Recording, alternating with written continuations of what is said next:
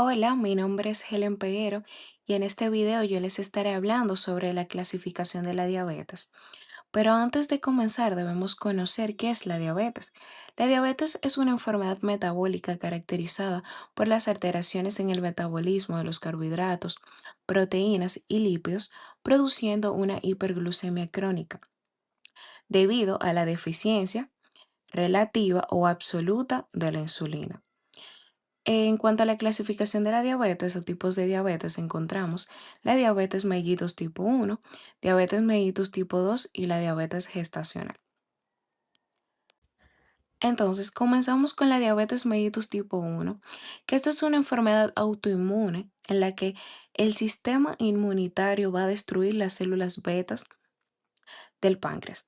Las células beta, se encargan de producir la insulina. Entonces, como consecuencia, el cuerpo va a dejar de producir la insulina de forma absoluta o casi total. La insulina lo que hace es que permite que la glucosa entre a la célula para poder utilizarse como fuente de energía. Entonces, como no hay insulina, la glucosa lo que va a hacer es que se va a acumular en la sangre, provocando una hiperglucemia. Este tipo de diabetes es más frecuente en niños y en jóvenes, aunque puede aparecer a cualquier edad, y la vamos a encontrar en igual proporción en ambos sexos.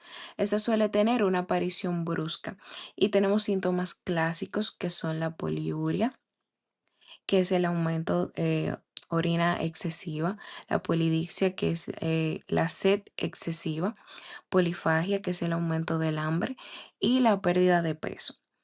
En este tipo de diabetes vamos a encontrar una complicación grave que se llama cetoacidosis diabética. La cetoacidosis diabética ocurre porque como no hay glucosa para producir energía, el cuerpo lo que hace es que utiliza otra fuente de energía, en este caso son las grasas. El cuerpo degrada la grasa, esos ácidos grasos van al hígado y el hígado los va a convertir en cuerpos cetónicos. Esos cuerpos cetónicos son la acetona, el acetoacetato, que es uno de los más principales. Y estos lo que van a hacer es que se van a acumular en la sangre, haciendo que la sangre se vuelva más ácida. Esta cetoacidosis diabética va a provocar signos y síntomas. Tenemos entre estos náuseas y vómitos, una respiración rápida y profunda. Aquí vamos a encontrar un signo muy común que es la respiración de Kussmaul. La respiración de Kussmaul es una respiración rápida y profunda que el cuerpo hace para poder compensar, para poder eliminar ese ácido en la sangre. También tenemos en este tipo de diabetes un signo muy común que es el olor a fruta, que esto lo causa el cuerpo cetónico, la acetona. Y tenemos también confusión y somnolencia. Entonces, en cuanto a la diabetes tipo 2, ahora hablando sobre este tipo de diabetes, esto ocurre, o sea, aquí el cuerpo sí produce insulina, pero ¿qué pasa? Las células no la utilizan correctamente y esto va a provocar una resistencia a la insulina.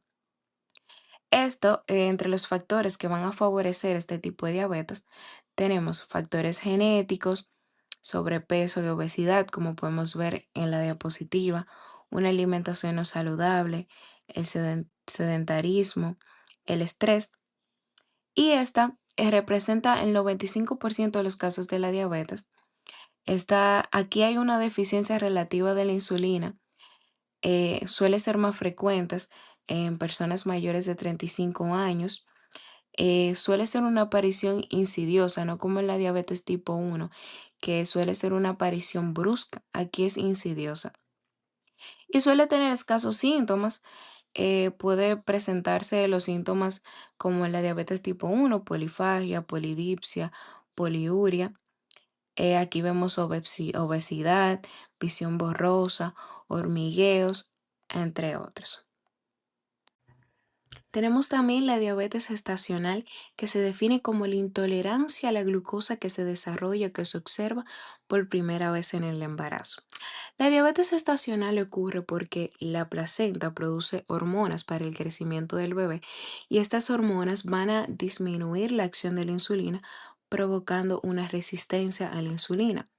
Entre las características de este tipo de diabetes tenemos que ocurre en mujeres mayores de 35 años, ocurren en las 20 semanas de gestación y en cuanto a los factores de riesgo tenemos antecedentes de diabetes familiares, como podemos ver en la diapositiva, sobrepeso y obesidad, intolerancia a la glucosa previa y un hijo con macrosomía, que eso es muy importante, porque ¿qué es la macrosomía?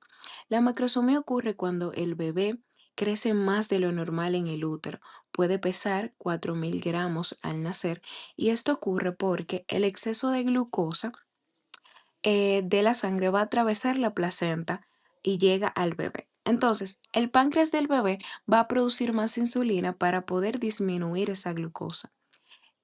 ¿Qué pasa con la insulina? La insulina en el bebé va a actuar como una hormona de crecimiento, haciendo que se acumule más grasa y que el bebé crezca demasiado, especialmente en los hombros y en el abdomen. En cuanto a los otros tipos de diabetes, tenemos la diabetes tipo 3C, que es una diabetes secundaria a enfermedades del páncreas. Esta diabetes, también llamada diabetes pancreatogénica, se desarrolla cuando otra enfermedad daña el páncreas y afecta la capacidad para producir insulina y enzimas digestivas. Cuando el páncreas se daña, disminuye la producción de insulina y la glucosa se acumula en la sangre. Entonces, ¿qué ocurre en este tipo de diabetes? El daño pancreático reduce la producción de la insulina. Entonces, la glucosa no puede entrar a las células y se acumula en la sangre, provocando una hiperglucemia. También las personas con este tipo de diabetes van a tener una disminución en la producción de enzimas digestivas, ya que como el páncreas va a estar dañado, una de las funciones principales del páncreas es la producción de enzimas digestivas.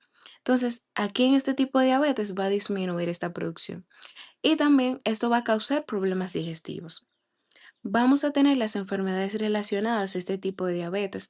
Tenemos la pancreatitis crónica, que es la inflamación del páncreas, el cáncer de páncreas, fibrosis quísticas, la hemocromatosis, que es la acumulación de hierro, traumatismos o cirugías donde se extirpa una parte o todo el páncreas. Entonces, en cuanto a los síntomas más comunes de este tipo de diabetes, vamos a tener polidixia, poliuria, cansancio, pérdida de peso y visión borrosa. También tenemos como otro tipo de diabetes la diabetes tipo 5, que es un tipo de diabetes recientemente reconocido por la Federación Internacional de Diabetes en el 2025. Este tipo de diabetes está relacionado con la desnutrición crónica. Sobre todo esto ocurre durante la infancia o la adolescencia. Pero, ¿qué es lo que ocurre en este tipo de diabetes?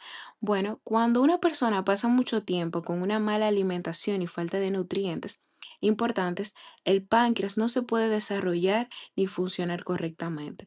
Entonces, ¿qué hace el páncreas? Produce poca insulina, el cuerpo no controla bien la glucosa y esta glucosa va a aumentar en la sangre. Generalmente las personas con este tipo de diabetes son delgadas o presentan antecedentes de desnutrición crónica. Vamos a tener factores relacionados que se asocian especialmente, como podemos ver en la imagen, con la pobreza extrema, con la falta prolongada de proteínas y nutrientes, desnutrición infantil y un acceso limitado a la alimentación adecuada y atención médica. Vamos a tener síntomas que pueden incluir mucha sed, cansancio, pérdida de peso, orinar frecuente, debilidad y hasta dificultad para crecer o desarrollarse. Bien, hasta aquí el video, espero que les guste, les invito a que se suscriban al canal, le den like y comenten. Muchas gracias.